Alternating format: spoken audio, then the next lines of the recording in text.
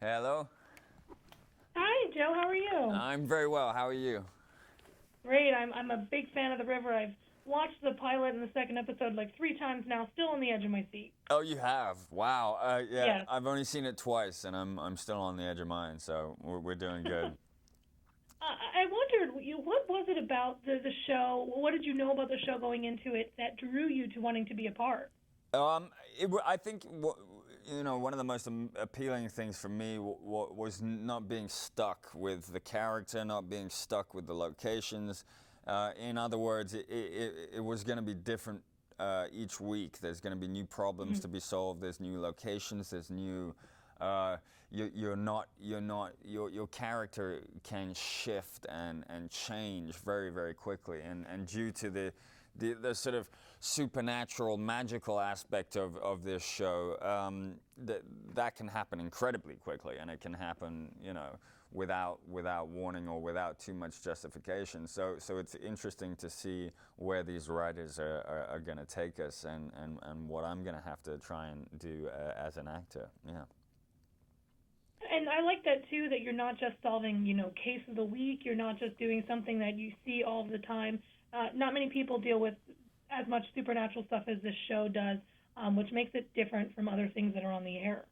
Yeah, definitely, and I think where they've been really clever, the creators of the show, is not making it one thing. It's not a supernatural show. It's not just an adventure show.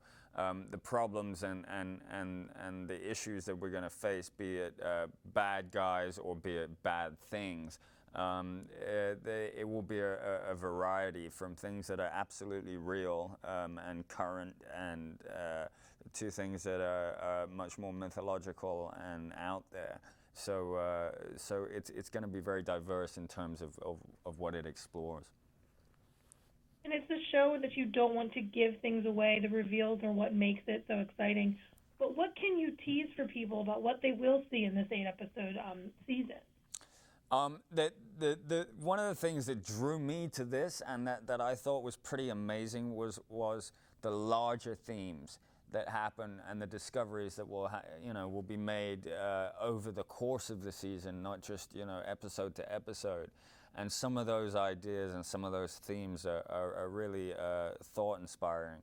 And then to top it off, like each episode is just its own little intense gem, really, that you're going to be able to snap on and turn on the TV and hopefully get hooked into it right away.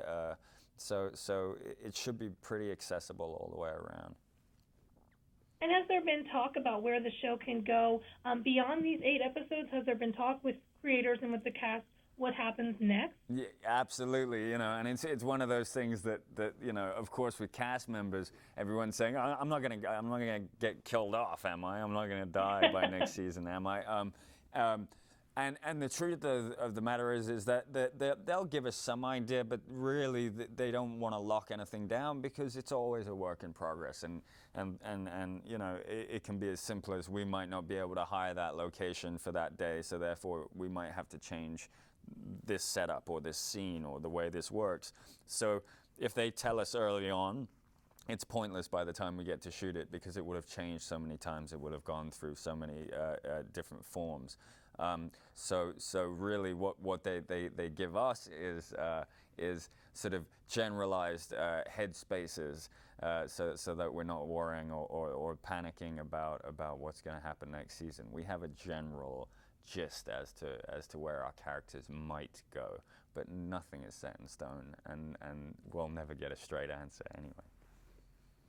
I love the relationship too between your character and Leslie's with Tess.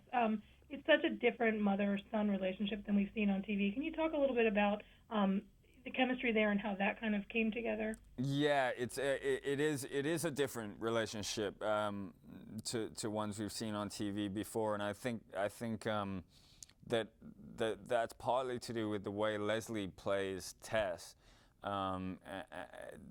That she is not just a rough and tough woman who is on an adventure or on an expedition to find her husband, but she's a mom, and she's sensitive, and she's just incredibly colorful, the way she's painted and made this character. and incredibly vulnerable at the same time. So what that does is it means that Lincoln has to support his mother, but at the same time, Lincoln is his own man, and he's in his own right. I think he's wants to take charge. He's a doer. He figures things out. But essentially, Mom holds higher status on the boat.